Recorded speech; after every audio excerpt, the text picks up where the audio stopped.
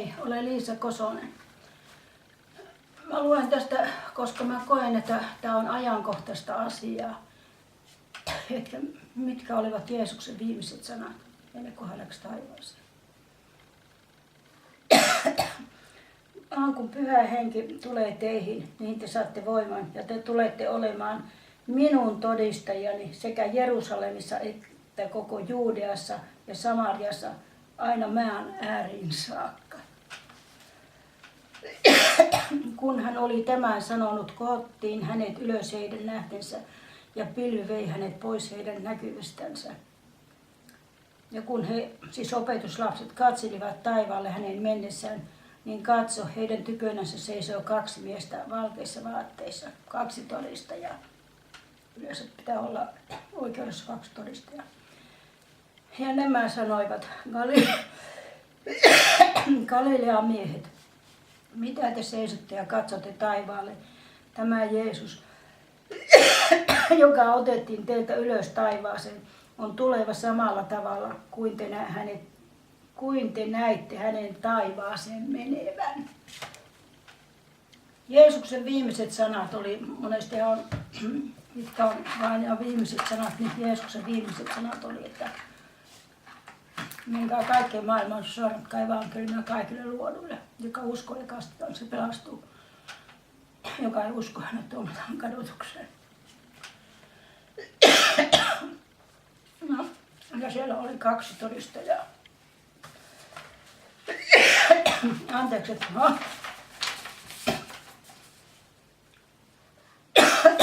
näin paljon yskyttää, mutta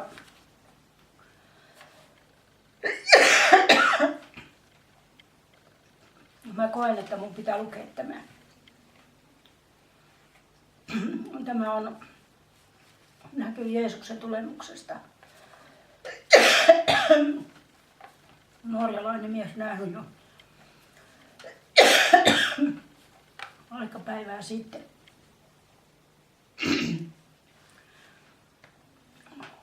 Tämä ihmeellinen ilmestys, jonka eräs norjalainen veli on nähnyt useita vuosia sitten, on aikoinaan julkaistu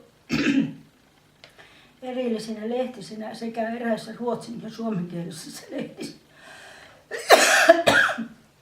Se on kuitenkin niin vapahduttava ja Raamatun selvään ilmoitukseen perustuva, että on syytä julkaista se vieläkin herätyshuutona sekä uskoville että niille, jotka eivät vielä ole pelastuneet vastaan ja ottaneet Jeesusta. Me elämme totisesti vakavien tapahtumien kynnyksellä. –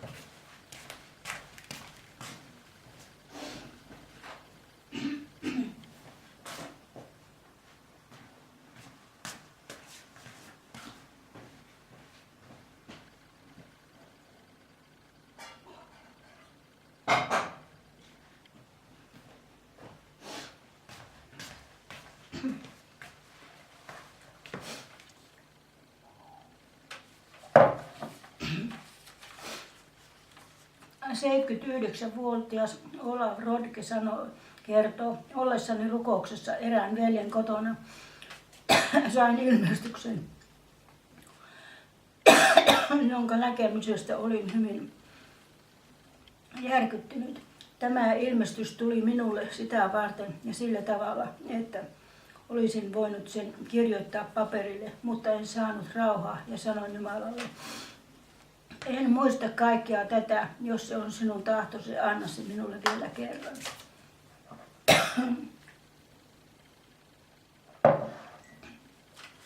Noin 2 viikon kuluttua sain saman ilmestyksen uudelleen niin selvänä kuin olisin lukenut kirjaa tai lehteä. Kello oli jo 10 illalla. Sain käsini lyijykynän ja vanhan kassakirjan. Kirjoitin ja kirjoitin, kunnes kello oli 1 yöllä. Varmaan sieluvihollinen ei antaisi mun puhua tätä, että pitäisi koko ajan yskiä. Tämä on hirveän tärkeä sanoma. Olinhan puolivälissä 79 vuotta. Pyysin saada levätä ja pyysin Jumalalta jatkoa päivällä, että seuraavana iltana, että saisin sen valmiiksi. Kului taas viikko ennen kuin sain jatkaa tähän ilmestykseen. Kello oli silloin jälleen 10 illalla. Tästä alkaa ilmestys.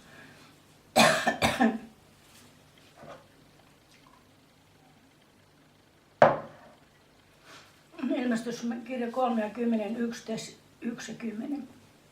Kello oli 9 aamupäivällä. Rouva Andersson istuu radion ääressä ja kuuntelee lasten tuntia. Noin 4-5 minuuttia on kulunut, kun ohjelma äkkiä katkaistaan. Huomiota herättävä uutinen Oslosta. Kaupunki on pakokahon vallassa. Poliisiviranomaiset ilmoittavat, että on tapahtunut jotain tavallisuudesta poikkeavaa.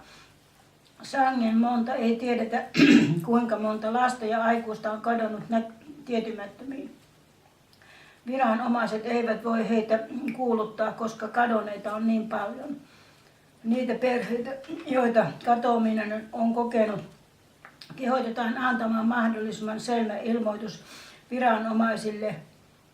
Muutaman minuutin kuluttua ilmoitetaan, että Suurtorilla 2 kaupan tekijää on hävinnyt kesken työnsä. Eräs kukkien ostaja kertoi, että hänen maksaessaan kukkia myyjälle tämä hävisi vaihtorahaa antaessaan. Sama ostaja kertoi myyjän sanoneen, kiitos Jeesus, ja niin hän oli hävinnyt. Hän hieroi silmiään, sillä hänestä näytti, kuin sumua olisi ollut hänen edessään, mutta kukkakauppias oli poissa, samoin sumukin. Siinä samassa alkoi eräs nuori äiti huutaa hirveästi ja riuhtoa tyhjää lastenvaunua. Hän juoksi ja huusi, joku on varastanut lapseni, se oli 8 kuukauden ikäinen poika, missä on poliisi? Poliisi oli kyllä lähellä, mutta hän ei voinut tehdä mitään. Joka puolelta kuului huutoa ja kohua. Eräs kauppias juoksi ulos liikkeestään ja huusi, auttakaa, auttakaa, 2 liikeapulaista hävisi yhtäkkiä myymäläpöydän takaa. Tämä on ihan hirveä tilanne, kuka joutuu tähän tilanteeseen. Mä koen, että mun pitää kertoa tää vaikka kuinka paljon yskittäisi. Tukholma, Kööpenhamina, Helsinki. Tämä oli Oslosta. Myös Tukholmasta ilmoitetaan, että suuri joukko ihmisiä on kadonnut samalla tavalla kuin Oslossakin. Ja kaupunki on pakokahon vallassa. Nyt myöskin Kööpenhamina ja Helsinki ovat ilmoittaneet samaa. Maaseudultakin on saatu tietoja katoamistapauksista ja joka paikasta on lapsia ja aikuisia kadonnut. Poliisi ei voi selvittää asiaa. Ulf, sanoo rouva Andersson, mitähän tämä nyt on? Hän astelee ulos kadulle ja silmäilee kaunista huvilakaupunkia. Kauniita pikkutaloja aitauksen ympäröimänä.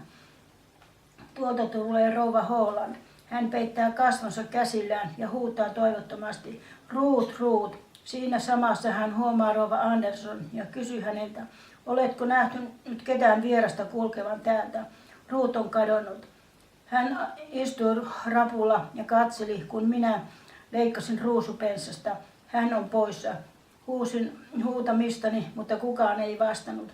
Minusta tuntui, että joku nousi ylös seinää pitkin, mutta olen varmaan pyörryksissä. Ruut, missä olet? Kuka hänet vei? Hän itkee katkerasti, mutta tuoltahan tulee Andersson. Tuletko sinä nyt tähän aikaan? Kysyi rouva Andersson. Kellohan on vasta 9:30. En jaksanut enempää. Kaikki on sekaisin työpaikalla. Monet työmiehet ovat hävinneet salaperäisellä tavalla.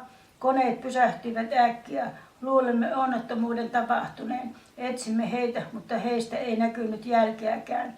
Silloin eräs, joka oli kulkenut hengellisessä kokouksessa ja sanoi itseään kristityksi, alkoi huutaa, nyt se on tapahtunut. No mikä on tapahtunut? Jeesus on noutanut omansa, minä jäin jäljelle. Se on kauheata huomata itsensä silloin jäljelleksi. Mitä sitten on tapahtunut, kysyin. Jeesus on noutanut omansa, hän itki ja huusi, minä jäin jäljelle, minä jäin jäljelle. Pyysin häntä vaikenemaan, mutta hän vain yltyi. Oli kauhea kuulla häntä. Näytti, että monella olivat asiat samalla tavalla. Jätin kaikki ja läksin. Saamme kuitenkin ylitöitä tänään. Kaupungin keskustassa oli suoranainen sekasorto. Liikenne oli aivan lamassa. Monta auton kuljettajaa oli hävinnyt autoistaan ja linja-autoista. Raitiovaunut seisoivat paikoillaan pitkissä riveissä. Ne kuljettajat, jotka olivat jäljellä, yrittivät pujottautua eteenpäin. Ihmiset olivat puolihulluja. He juoksivat edestakaisin omaisiaan etsien. Poliisi ei voinut yhtään mitään. Rouva Holland vääntelee käsiään, itkee ja juoksee kotiinsa. Andersen ja hänen vaimonsa menevät sisälle. Radio antaa lisää tietoja kadonneista. Merellä on monista laivoista hävinnyt ihmisiä. Synnytyslaitokselta ovat kaikki vastasyntyneet hävinneet. Hoitajat ovat pelon vallassa. Äidit valittavat epätoivoisina. Monet hoitajat ovat myös poissa. Vanhainkodista on myös hävinnyt monta vanhusta. Radio ilmoittaa kello 11 tällä kertaa Lontoosta, että siellä on myöskin kello 9 hävinnyt koko maasta suuri joukko lapsia ja aikuisia. Se on selittämätöntä. Monet papit ovat kutsuneet seurakuntansa koolle. He ovat todenneet, että rukoilevat ja tosi uskovaiset ovat poissa. Monta pappia saarnaajaa on kadonnut joukosta. Eräs piispa jossakin suuressa hiippakunnassa on kutsunut pappinsa koolle. Nyt on 3,5 tuntia kulunut ensimmäistä tiedon annosta Oslosta. Koko ajan on virrannut tietoa uusista katoamisista kaikkialta. Kauko-idästä, Koreasta tulee mitä huomiota herättävin uutinen. Monta tuhatta henkilöä on kadonnut. Niiden joukossa paljon sotilaita. Jos yrittäisi kuvailla tilannetta, se olisi aivan mahdotonta. Kaikki ovat pelon vallassa. On kyllä monia, jotka sättivät ja kiroilevat niin Jumalaa kuin ihmisiäkin.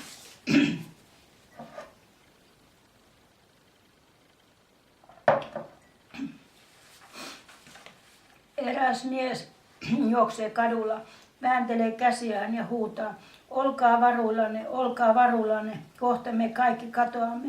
Hän on kadottanut järkensä.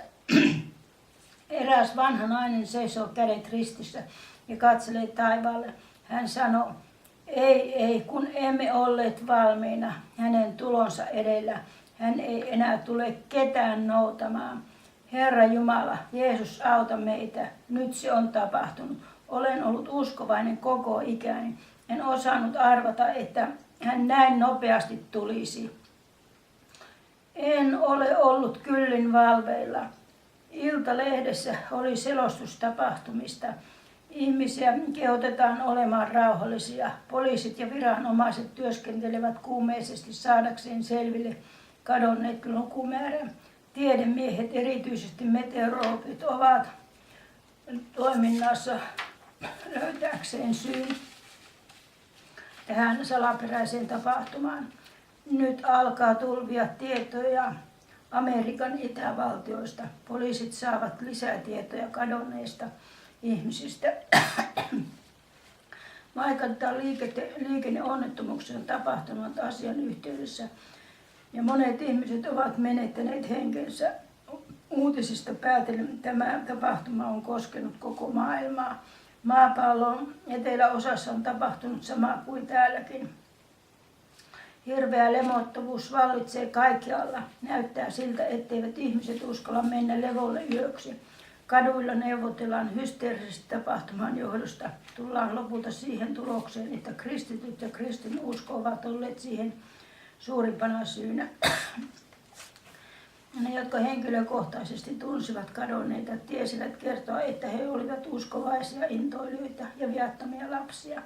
Eräs työläinen oli sanonut, nyt on Hans Åsen poissa. Hän on kokenut sen, josta hän aina puhui, että Jeesus tulee pian ja noutaa omansa pois. Niin vastaa joku toinen. Meidänkin joukossamme oli yksi tuollainen. Nyt hänkin on poissa.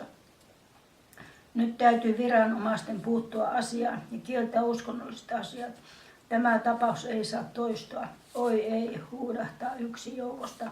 Tämä ei tule enää koskaan tapahtumaan. Olisimme vain kuulleet, mitä saarnattiin, niin meidän kohtalamme olisi ollut toinen.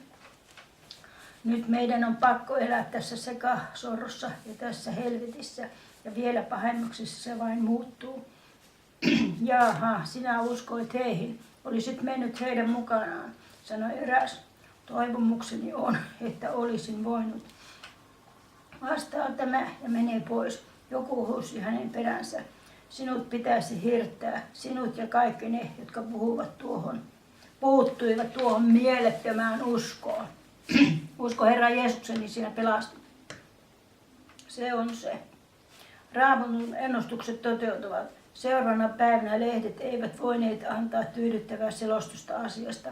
Kaikki on ja tulee olemaan selittämätöntä. Kaikista maista tulee samanlaisia tietoja.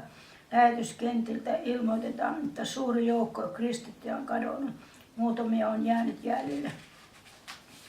Paljon pappia saarnamiehiä oli jäljellä kokouksessa, joka kutsuttiin koolle. Monta tosin oli poissakin. Hermostuttava ja masentava oli tilanne.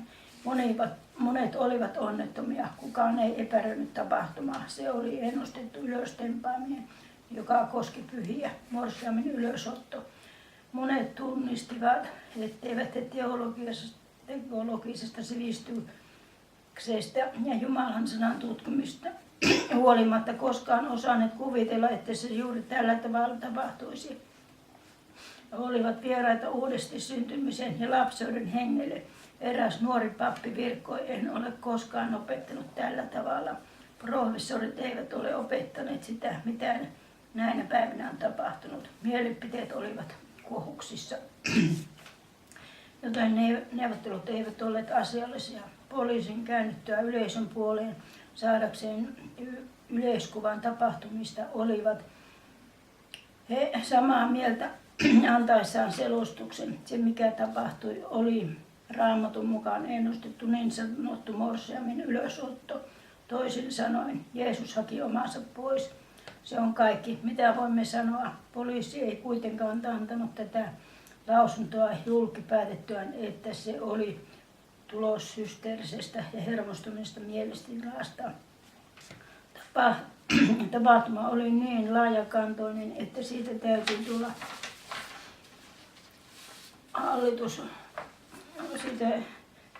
tulla hallituskysyjä. Joka uskonto ja kristityt ovat siihen syynä, niin täytyy kirkot ja kappelit sulkea toistaiseksi, kunnes on saatu enemmän valoa asiaan. YK on paras keskus selvittämään ja tutkimaan asiaa perusteellisesti. Ovi on suljettu. Kristittyjen piirissä on tilanne masentava. Eilen sunnuntaina olivat rukoushuoneet ja kirkot täynnä ihmisiä.